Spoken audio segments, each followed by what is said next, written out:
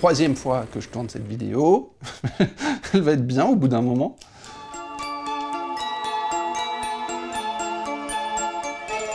Salut, c'est Romain. Dans cette vidéo, je te parle des choix les plus importants que tu vas devoir faire à un moment ou à un autre sur ton tournage et qui vont avoir un impact direct sur l'image de ton film. Comment on justifie des choix techniques pour défendre une vision artistique. Sur un tournage de fiction, il y a une personne qui est responsable de la qualité technique et artistique du film. C'est pas le réalisateur, hein. C'est le directeur de photographie. C'est lui qui doit faire les images du film, choisir la caméra, les projecteurs, comment il va filmer, comment il va éclairer, et derrière une série encore longue de comment, tu as toute une cascade de pourquoi qui vient derrière. Comment est-ce qu'il justifie tous ses choix? Pour t'expliquer comment on peut prendre des décisions techniques qui vont avoir un impact artistique, le mieux c'est que je reprenne un exercice que j'ai donné à un intensif image. J'ai demandé aux étudiants de tourner une séquence avec un déroulé imposé. Déroulé imposé, c'est-à-dire scénario complètement claqué au sol.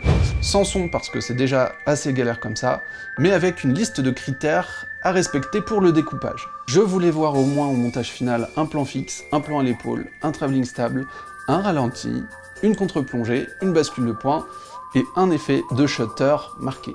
Il ne s'agissait pas non plus de faire tout ça juste pour me faire plaisir. Pour moi, le but c'était de pousser à utiliser un maximum d'outils, mais d'être capable de les justifier pour susciter une certaine émotion derrière. En deux mots, c'est ce que j'appelle avoir des intentions. Donner du sens à la technique. Pour commencer, il fallait choisir la caméra. J'avais à disposition, comme les étudiants, le Canon 5D, la XF400, la DVX200 et la Blackmagic Mini Pocket. Faire un choix de caméra, ça doit se faire avec certaines intentions. Voilà, mes étudiants, le choix de la caméra, c'était... je vais prendre la plus grosse. Moi, j'ai pris le Canon 5D parce que je savais que grâce à son grand capteur full frame, j'allais avoir une très faible profondeur de champ, c'est-à-dire beaucoup de flou en avant et en arrière de la zone de mise au point. Comme j'ai abordé la séquence comme une scène de rupture, ça me paraissait intéressant d'isoler mes personnages au maximum dans l'image, de les isoler avec du flou. Et mon but avec le 5D, c'était aussi de créer une ambiance un peu stylisée, expressive qui puisse coller aux émotions violentes des personnages. Et pour créer une ambiance stylisée et expressive, j'ai dû jouer avec la lumière. Donc je voulais avoir un contraste assez marqué sur les visages, c'est-à-dire avoir une lumière principale forte qui vient d'un côté et garder un environnement légèrement sombre autour, pour que ça ait l'air vraiment dramatique. Sauf que, bon, tu fais le repérage à l'université et tu te dis très vite que ça va pas être évident, parce que tu as de la lumière partout.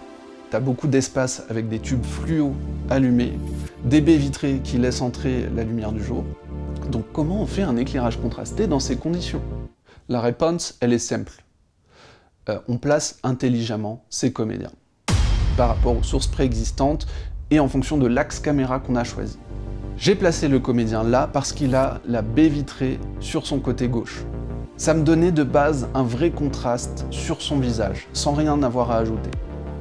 J'ai placé mon comédien de sorte à avoir de la profondeur derrière lui. C'est quelque chose qu'on va chercher par défaut si on n'a pas vraiment d'intention de faire un aplat avec l'arrière-plan. Là, tu vois que par rapport à mon arrière-plan, je me suis vraiment décollé. Mon canapé, je l'ai avancé. Là, je suis à 1 mètre du frigo. C'est pas du tout comme ça, mon intérieur, quand je fais pas de vidéo. J'ai un groupe qui allait chercher un super long couloir dans des souterrains, super. Mais quand il se retourne, on est avec un personnage collé à la porte. Et ça, c'est vraiment dommage.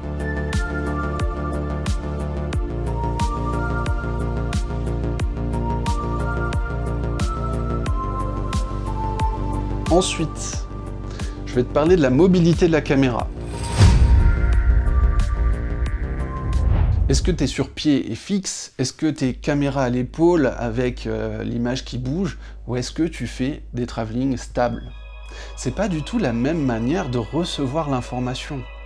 Au début de la séquence, je suis fixe. Le mec attend, je pose la situation, j'ai pas besoin de bouger ma caméra dans tous les sens. En plus, ça me permet de faire des fondus, suggérer le temps qui passe. Et seulement quand il voit sa copine arriver, pour souligner que ça lui fait quelque chose émotionnellement, là, j'avance ma caméra. J'avance physiquement en travelling stable en gros plan. Au-delà du fait que ça montre quelqu'un qui arrive vers lui, c'est plus de souligner son mouvement intérieur. C'est pas du tout la même notion que la caméra est fixe et zoom. Le zoom, il met une emphase. Il accentue la concentration du personnage.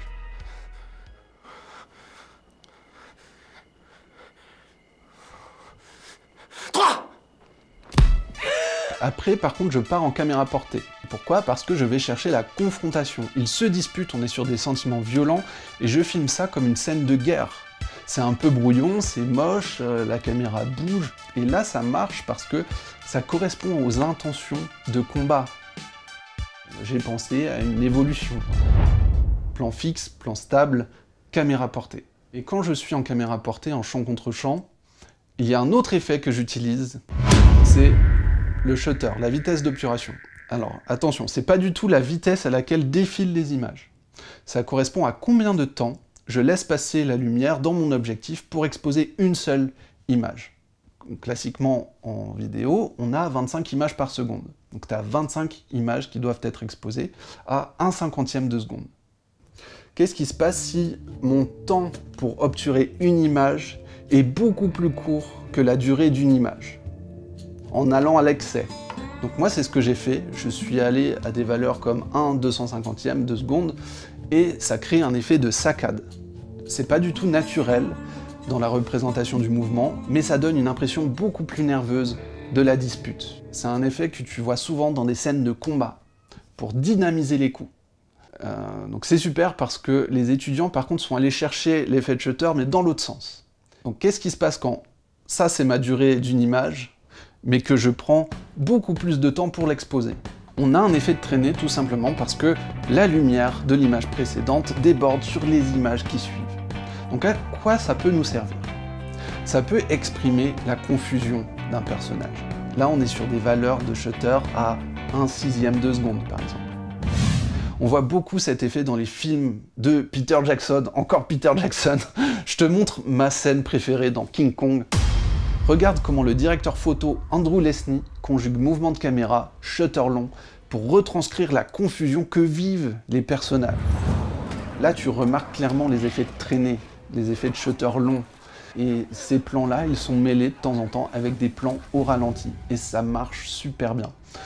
On est vraiment sur une expressivité qui va chercher le choc des personnages, qui partagent le choc. Ce qui m'amène au ralenti. Le ralenti, il est lié à la cadence. Quand tu as un grand nombre d'images par seconde, ça te permet de ralentir le plan de façon fluide. Parce que si tu es à 25 images par seconde et que tu ralentis en post-production, de 50% par exemple, ça va te faire un effet qui est un peu saccadé, pas très joli. Alors qu'à 50 images par seconde, déjà là, tu peux ralentir de 50% et avoir un mouvement fluide. Je l'ai utilisé au moment où Jess jette les vêtements, surtout pour des raisons de lisibilité, parce que sinon les vêtements qu'elle jette par terre, ça tombe à plat, on comprend rien. Mais surtout, j'ai utilisé le ralenti pour allonger le temps de la rencontre et le temps de la séparation. Parce que chez le garçon, ça lui fait un choc de la voir arriver. Et ça lui fait un choc quand il la voit partir. Je fais durer ces moments. On part toujours des émotions du personnage. Comment est-ce qu'il vit ça? Pour les retranscrire d'une manière ou d'une autre à l'image. La bascule de point, travelling rack en anglais, ça correspond à un changement de mise au point dans le plan. Ça veut dire que pendant le tournage, il y a quelqu'un qui a tourné la bague de mise au point. Et je fais une bascule de point quand Jessica se retourne. Là, artistiquement, j'ai une intention marquée. On commence net sur Chris, qui devient flou, et on arrive sur elle, on capte son expression de rejet, elle le laisse derrière elle, elle sort du cadre, elle sort de sa vie.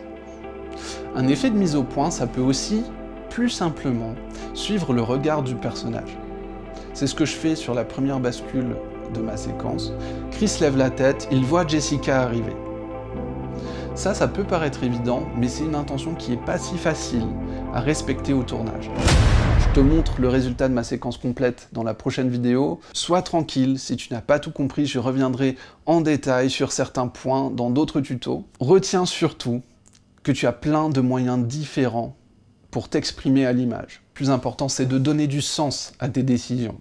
Et tu donnes du sens quand tu te poses la question: qu'est-ce qui se passe dans la vie de mes personnages que je veux partager à l'image? Tu t'abonnes et tu partages à tes copains d'audiovisuel parce que j'ai plein de vidéos qui arrivent. Allez, ciao!